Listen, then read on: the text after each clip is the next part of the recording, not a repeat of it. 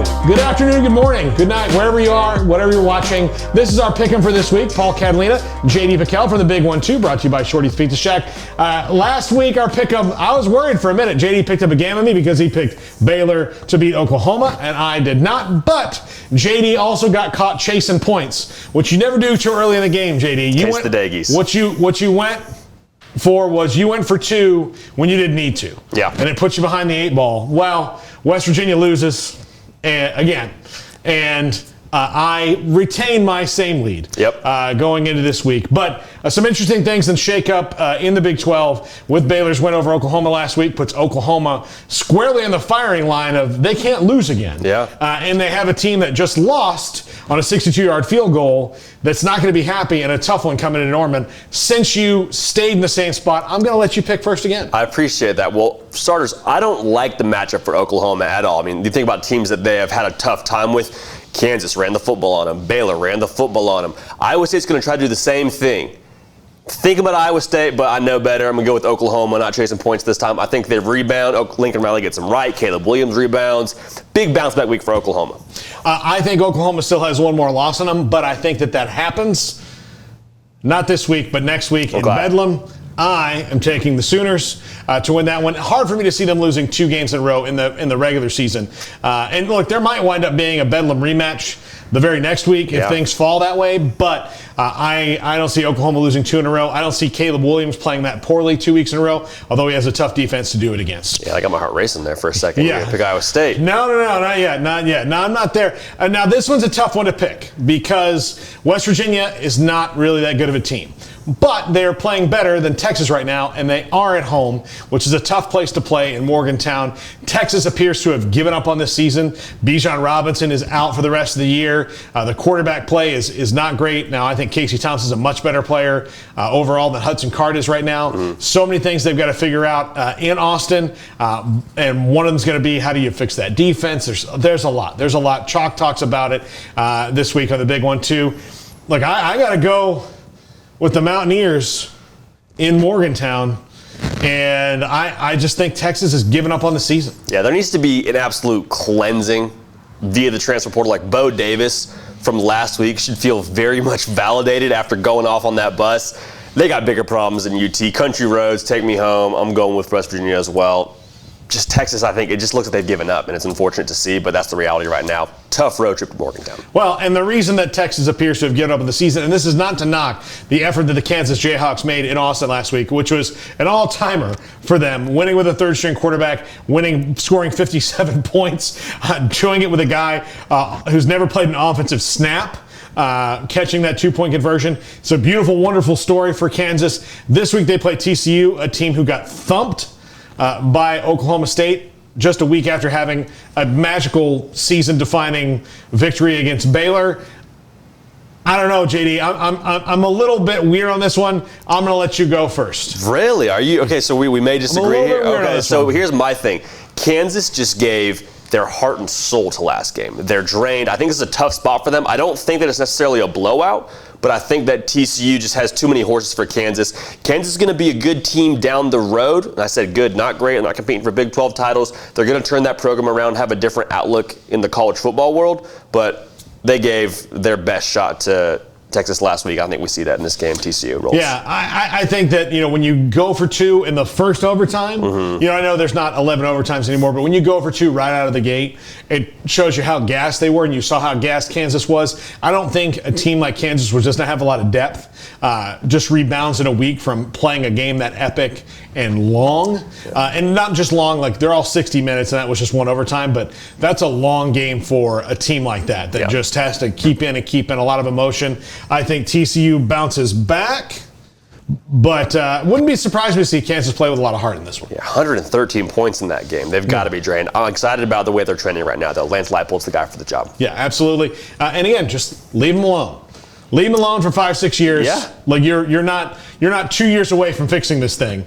You're 5, 6, you might be a decade away from fixing it. Just leave the guy alone. Let him get you to a bowl game a couple times, and then see where you are after that. It's going to take some time. Yeah, don't automatically think he's going to turn you into Alabama. That's not how life works. Saban lost to UL Monroe, right? That's what everyone's saying is, you have to. That's like the archetype for every time a coach loses a big game. He just won a big game, so he's trending upwards. Yeah, absolutely. Let him train at a normal pace. Yeah. This one's an interesting one. Look, Baylor rebounds after a bad loss to TCU. They beat Oklahoma. They beat them up and down the field physically. I know that offensively probably was not like a signature win on that side of the ball, but they adapted on offense and they started doing what was working. They physically pummeled Oklahoma. Really like where the Bears are at, but Dave Aranda's record on the road in his 2 years is not good. It is not good. They're going to play a Kansas State team that's found themselves, that's 7-3, and I'm going to pick Baylor in this game. But I am telling you right now, they have not been good on the road. They've been sluggish on the road. They were sluggish in San Marcos.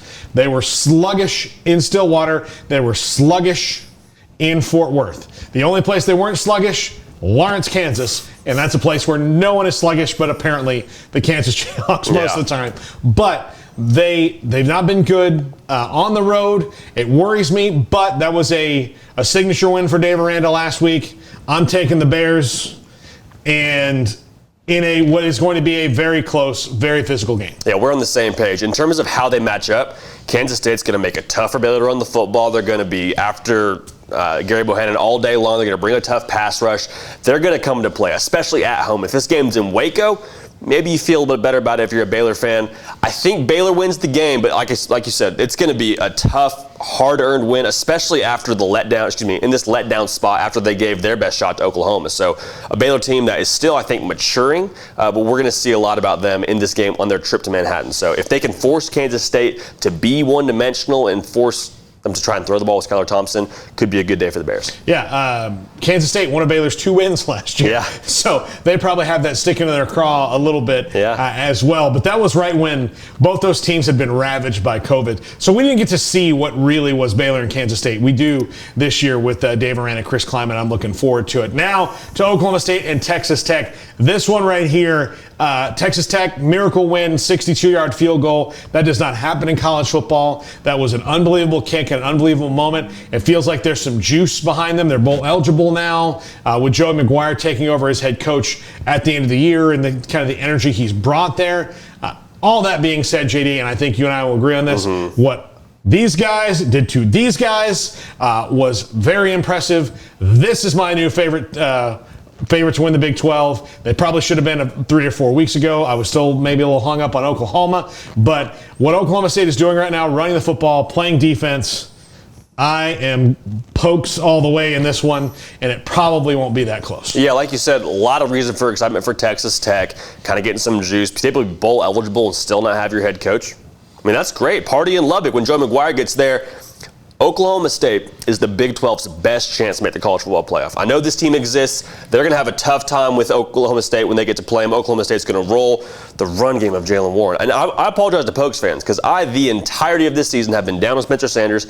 I'm still not up on him, but he has played worlds better, matured a lot this season, and been able to keep them in a lot of games in addition to that stellar defense. So I'm rolling with Oklahoma State. Well, good running games will make you do that. Make you not have to win the games on your own as a quarterback, which clearly is not his thing, but you have a running game like you do and good running backs, not just Warren. Everybody behind him has done a good job running the ball.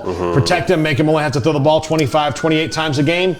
Going to win most games that way. And not turning it over. Yeah. He's been careful with the football. He's been cautious. Really excited for him. Yeah. Less times he has to take it back. That means he doesn't fumble. He doesn't throw interceptions. That's what Oklahoma State has done. They've reinvented themselves. Here's our pick 'em for this week. Dang. Sadly, look what I've done to JD. I have convinced him to follow me exactly. That's all right. That's all right.